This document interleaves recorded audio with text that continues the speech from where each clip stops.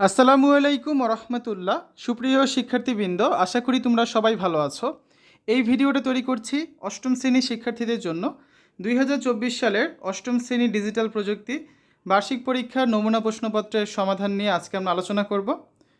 তোমাদের এই নমুনা প্রশ্নপত্র দেওয়া হয়েছে এনসিটিভি থেকে, যার আলোকে তোমাদের বার্ষিক পরীক্ষার প্রশ্ন তৈরি করবেন তোমাদের বিদ্যালয়ের শিক্ষকেরা। এবছর কিন্তু বোর্ড থেকে প্রশ্ন দেওয়া হবে না, এই যে প্রশ্ন দেওয়া হয়েছে এটাই, এই ধরনের প্রশ্নই তোমাদের পরীক্ষায় আসবে, ঠিক আছে? তো আমরা এই নমুনা প্রশ্নের সমাধান নিয়ে আলোচনা করছি। ইতিমধ্যে আমরা 2টা পর্ব দেখে ফেলেছি। আজকে হচ্ছে আমাদের অষ্টম শ্রেণী ডিজিটাল প্রযুক্তি নমুনা প্রশ্নের সমাধানের 3য় পর্ব। শিক্ষার্থীরা, প্রথম পর্বে আমরা ক বিভাগের নৈর্ব্যক্তিক অংশের 15টা সঠিক উত্তর নিয়ে আলোচনা করেছিলাম। এই সঠিক উত্তরগুলো আমরা সমাধান প্রথম পর্বে করে দিয়েছিলাম, যেগুলো বুঝিয়ে দেওয়ার ছিল সেগুলো বুঝিয়ে দিয়েছিলাম। তারপর দ্বিতীয় পর্বে আমরা আলোচনা করেছিলাম এক কথায় উত্তর দাও, এরকম 10টা প্রশ্ন আছে। এই 10টা প্রশ্নের সমাধান আমরা দ্বিতীয় পর্বে দেখিয়েছিলাম, যেগুলো হচ্ছে এক করে প্রত্যেকটা 10 নাম্বার, ঠিক আছে? আজকে তৃতীয় পর্বে আমরা আলোচনা করব খ বিভাগের সংক্ষিপ্ত প্রশ্ন।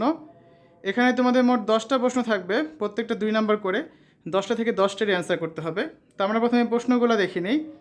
1, সিমপ্লেক্স মোড কাকে বলে? 2, মডেম কী কাজ করে? 3, নেটওয়ার্ক প্রোটোকল কী? 4, ফায়ারওয়াল কী? 5, মুঠোফোনে নিরাপদ ব্যবহারের 2টি উপায় লেখো।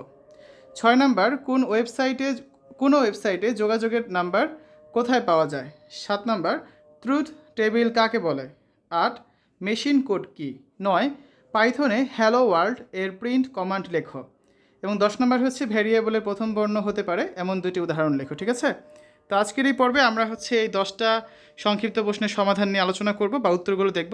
চলো শিক্ষার্থীরা, শুরু করা যাক। খ বিভাগ সংক্ষিপ্ত উত্তর প্রশ্ন থাকবে হচ্ছে 10টা, প্রত্যেকটা 2 করে 20 নম্বর। আমাদের প্রথম প্রশ্নটা হচ্ছে সিমপ্লেক্স মোড কাকে বলে? যেহেতু 2 নম্বরের প্রশ্ন, 1 লাইন লিখলে কিন্তু হবে না, এখানে কমপক্ষে 3-4 লাইন করে লিখতে হবে। সংক্ষিপ্ত প্রশ্ন যেহেতু, খুব বেশি বড়ও লিখবো না আমরা, খুব বেশি ছোটও লিখবো না, যতটুকু দরকার ততটুকু অ্যান্সার করব।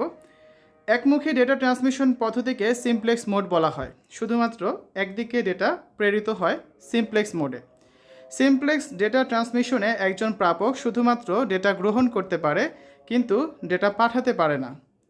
রেডিও বা টিভি স্টেশন থেকে সরাসরি সম্প্রচার সিমপ্লেক্স ডেটা ট্রান্সমিশন। কিবোর্ডের মাধ্যমে কম্পিউটারকে দেওয়া নির্দেশনা সিমপ্লেক্স ডেটা ট্রান্সমিশন। এটা হচ্ছে প্রথম প্রশ্নের উত্তর। দ্বিতীয় প্রশ্নটা হচ্ছে কি, মডেম কী কাজ করে? মডেম হলো একটি ডিভাইস যা কম্পিউটারকে একটি টেলিফোন লাইনের সাথে সংযুক্ত করে। মডেম ডেটাকে টেলিফোন লাইনের জন্য উপযুক্ত ফরম্যাটে রূপান্তর করে এবং টেলিফোন লাইনের মাধ্যমে ডেটা প্রেরণ এবং গ্রহণ করে থাকে। মডেমগুলো ইন্টারনেট অ্যাক্সেস, ফাইল ট্রান্সফার এবং টেলিফোন অ্যাপ্লিকেশনের জন্য ব্যবহৃত হয়ে থাকে। মডেম সাধারণত 2 ধরনের হতে পারে। এক হচ্ছে অ্যানালগ মডেম। অ্যানালগ মডেম ডেটাকে অ্যানালগ ফরম্যাটে রূপান্তর করে। আরেকটা হচ্ছে ডিজিটাল মডেম। ডিজিটাল মডেম ডেটাকে ডিজিটাল ফরম্যাটে রূপান্তর করে। 3 নম্বর প্রশ্নটা হচ্ছে নেটওয়ার্ক প্রোটোকল কী? সাধারণত এক কম্পিউটার থেকে অপর কম্পিউটারে বা এক নেটওয়ার্ক থেকে অপর নেটওয়ার্কে কমিউনিকেশন করতে হলে বা যোগাযোগ করতে হলে কতগুলো সুনির্দিষ্ট নিয়মনীতি আমাদের মেনে চলতে হয়। এই সকল নিয়মনীতিকে নেটওয়ার্কিংয়ের ভাষায় নেটওয়ার্ক প্রোটোকল বলা হয়। নেটওয়ার্ক হলো একাধিক ডিভাইসকে সংযুক্ত করার একটি পদ্ধতি। এই ডিভাইসগুলোর মধ্যে তথ্য আদান প্রদান করা যায়। নেটওয়ার্কের মাধ্যমে বিভিন্ন ধরনের ডিভাইসকে সংযুক্ত করা যায়, যেমন computer, printer, scanner, mobile device ইত্যাদি। 4 নম্বর প্রশ্ন, ফায়ারওয়াল কী? ফায়ারওয়াল হলো একটি ডিভাইস বা সফটওয়্যার যা নেটওয়ার্কের মধ্যে ট্রাফিককে নিয়ন্ত্রণ করে থাকে। ফায়ারওয়ালগুলো নেটওয়ার্ককে অননুমোদিত অ্যাক্সেস থেকে রক্ষা করতে ব্যবহৃত হয়। ফায়ারওয়ালগুলো বিভিন্ন ধরনের হতে পারে। বিভিন্ন ধরনের ফায়ারওয়াল বিভিন্ন ধরনের নেটওয়ার্কের জন্য উপযুক্ত। সাধারণ ফায়ারওয়ালগুলোর মধ্যে রয়েছে 1, নেটওয়ার্ক ফায়ারওয়াল। 2, অ্যাপ্লিকেশন ভিত্তিক ফায়ারওয়াল। ফায়ারওয়ালগুলো নেটওয়ার্ক নিরাপত্তার জন্য অপরিহার্য। তারা নেটওয়ার্ককে অননুমোদিত অ্যাক্সেস, ম্যালওয়্যার এবং অন্যান্য নেটওয়ার্ক আক্রমণ থেকে রক্ষা করতে সাহায্য করে থাকে। 5 নম্বর প্রশ্ন, মুঠোফোনে নিরাপদ ব্যবহারের 2টি উপায় লেখো। মুঠোফোনে নিরাপদ ব্যবহারের উপায়গুলো হচ্ছে, এখানে অনেকগুলো উপায় লিখছি আমরা, তোমরা যে কোনো 2টা লিখলেই হবে, ঠিক আছে? 1 নাম্বার, পিনকোড, পাসওয়ার্ড, ফিঙ্গারপ্রিন্ট চালু করা। 2, অপরিচিত কারোর সাথে ফোনের পাসওয়ার্ড শেয়ার না করা। 3, অপরিচিত কারো হাতে ফোন না দেওয়া। 4, তুলনামূলক কঠিন পিনকোড বা পাসওয়ার্ড সেট করা বা মৌলিক পাসওয়ার্ড ব্যবহার করা। 5, অপরিচিত লিঙ্ক বা অ্যাপ ডাউনলোড করা থেকে বিরত থাকা। তারপর দেখো 6 নম্বর প্রশ্নটা হচ্ছে কোনো ওয়েবসাইটে যোগাযোগের নাম্বার কোথায় পাওয়া যায়।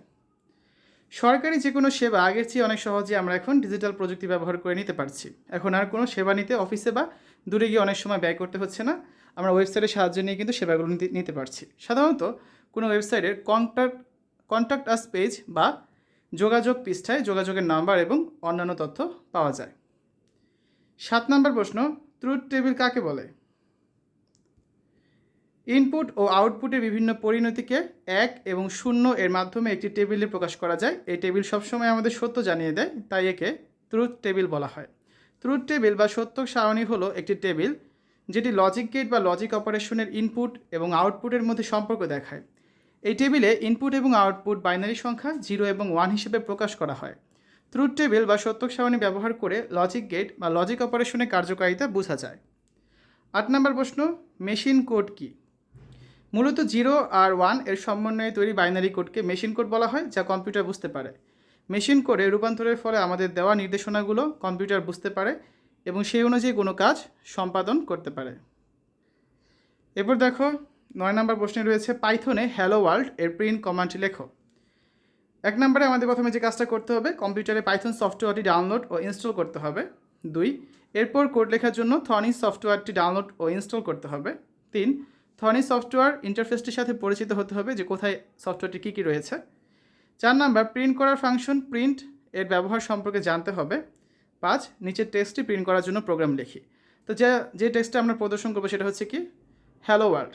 এই জন্য আমরা প্রোগ্রামে কী লিখবো, প্রিন্ট, তারপর ফার্স্ট ব্র্যাকেট ইনভার্টেড কমার ভিতরে লিখবো আমরা হ্যালো ওয়ার্ল্ড। তাহলে কিন্তু আমাদের স্ক্রিনে এই হ্যালো ওয়ার্ল্ড লেখাটা শো করবে বা প্রদর্শন করবে। সর্বশেষ 10 নম্বর প্রশ্নে রয়েছে ভ্যারিয়েবলের প্রথম বর্ণ হতে পারে এমন দুটি উদাহরণ লেখো। একটি ভ্যারিয়েবলের নামের প্রথম অক্ষর অবশ্যই ছোট হাতের এ থেকে জেড অথবা বড় হাতের এ থেকে জেড অথবা আন্ডারস্কোর হতে হবে। প্রথম অক্ষর কোনো সংখ্যা 0 থেকে 9 বা অন্য কোনো প্রতীক চিহ্ন যেমন স্টার বা হাইফেন ইত্যাদি হতে পারবে না। প্রথম অক্ষরের পর বাকি অক্ষরগুলোতে যে কোনো সংখ্যা 0 থেকে 9 বা এ থেকে জেড বা বড় হাতের এ থেকে জেড বা আন্ডারস্কোর ব্যবহার করা যাবে। তবে ভ্যারিয়েবলের নামে অন্য কোনো প্রতীক চিহ্ন যেমন @ ডলার চিহ্ন, তারপর পার্সেন্টেজ চিহ্ন বা মডুলা চিহ্ন, মডুল অপারেটর, তারপর হচ্ছে পাওয়ার চিহ্ন, এগুলো ব্যবহার করা যাবে না। ভ্যারিয়েবলের সঠিক নামকরণ দেখো, এখানে তোমাদের দুইটা উদাহরণ দিতে বলা হয়েছে, তো যে কোনো দুইটা লিখলে হয়ে যাবে। যেমন Z1YAN শুধু এ, প্রথমে আন্ডারস্কোর তারপর ভ্যারিয়েবল, মাই আন্ডারস্কোর তারপর নেম, এভাবে করে অনেকগুলো উদাহরণ দেওয়া যায়। তো শিক্ষার্থীরা এই হচ্ছে আজকে আলোচনা। আমরা আগামী ক্লাসে 4র্থ পর্বে এখানে হচ্ছে গ বিভাগের যে রচনামূলক প্রশ্ন রয়েছে 5টা থেকে 3টা প্রশ্ন উত্তর দিতে হবে। এখানে হচ্ছে 3টা প্রশ্নই দেওয়া আছে। তো আমরা এই প্রেক্ষাপটবিহীন 3টা প্রশ্ন নিয়ে পরবর্তী পর্বে আলোচনা করব। তোমাদের যে সিলেবাসটা দেওয়া হয়েছে এই সিলেবাস থেকে কিন্তু তোমাদের পরীক্ষার প্রশ্নগুলো করা হবে। তো ইতিমধ্যেই আমরা বহু নির্বাচনী প্রশ্ন, এক কথায় উত্তর, সংক্ষিপ্ত প্রশ্ন উত্তর এগুলো নিয়ে আলোচনা করে ফেলেছি।